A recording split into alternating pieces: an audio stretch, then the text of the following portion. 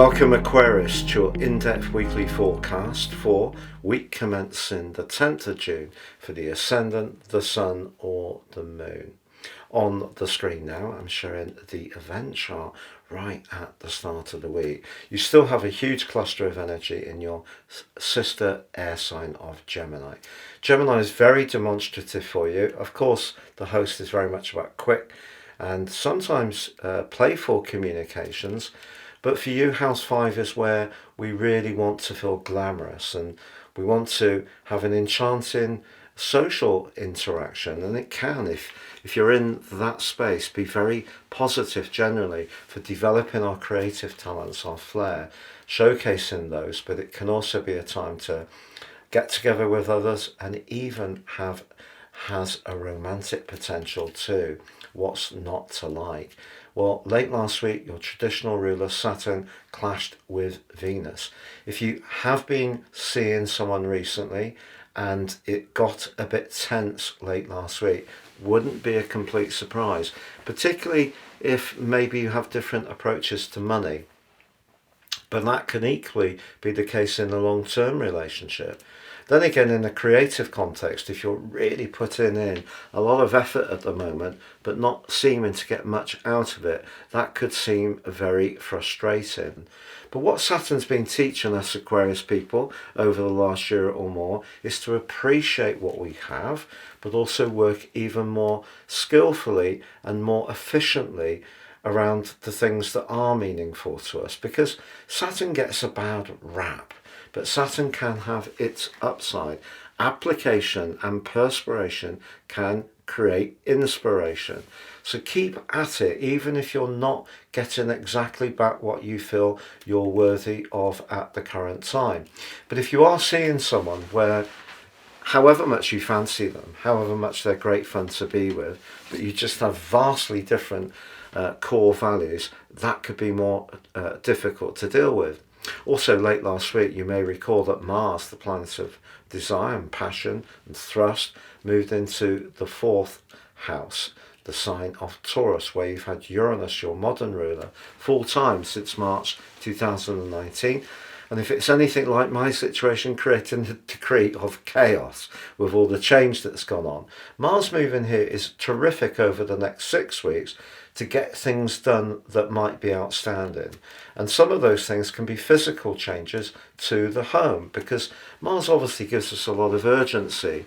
And if something has not quite got cleared up in the way we want, our desire to make it happen will increase. The problem is that Mars has clashed almost immediately with Pluto in your sign. So as much as Pluto forges a fabulous link at the start of this week with Jupiter, terrific if you're a creative person, maybe around a more personal or emotive subject, it may be that you feel quite tense. If you're sensing that someone's withholding or not really tuning into what you need from an emotional viewpoint. So just be aware that there's quite a forceful energy in the heavens as this week begins. And the energy in Gemini is about communication. Keep the communication going, even if it seems like you're not getting much back from others.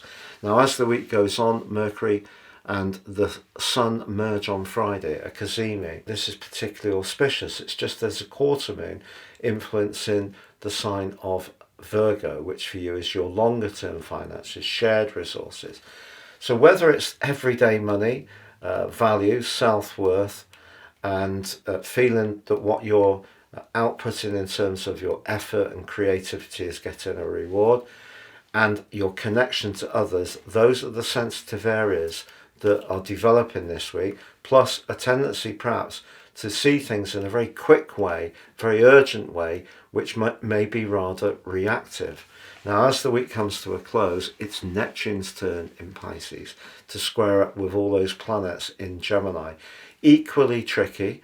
Neptune in the second house may have seen you over, or since 2012, have been caught up in being almost too generous at times, or at other times a little bit maybe wasteful with resources, or perhaps too idealistic. The clash between Neptune, Mercury, Venus and the Sun certainly suggests if there is someone that you're attracted to at the present time and you're getting to know them, I wouldn't go in for any grand gestures. Use the energy of Saturn to stay very grounded. If this person is truly right for you, it will evolve at its own pace. So as the week draws to a close, there is a really positive link between Venus and Mercury. So if you did want to connect with someone about some ideas you've got, some talents you want to manifest to them, in itself that's very, very good. Just be aware that the way you put your ideas across needs to be very realistic, because Neptune can see us being a bit too idealistic, or perhaps being more theoretical in our approach.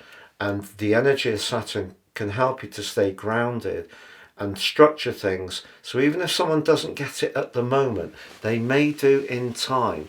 And Mars moving into your 4th house just suggests that you may have to show a little bit more patience around your emotional life. But also, if there are some outstanding practical tasks that need to be done at home, or you have got the desire to move altogether, the chances are, well, Mars will give you a lot of extra urgency over this next 6 weeks. It's been great being with you. Have a lovely week. If you've yet to subscribe to my channel, please do so now.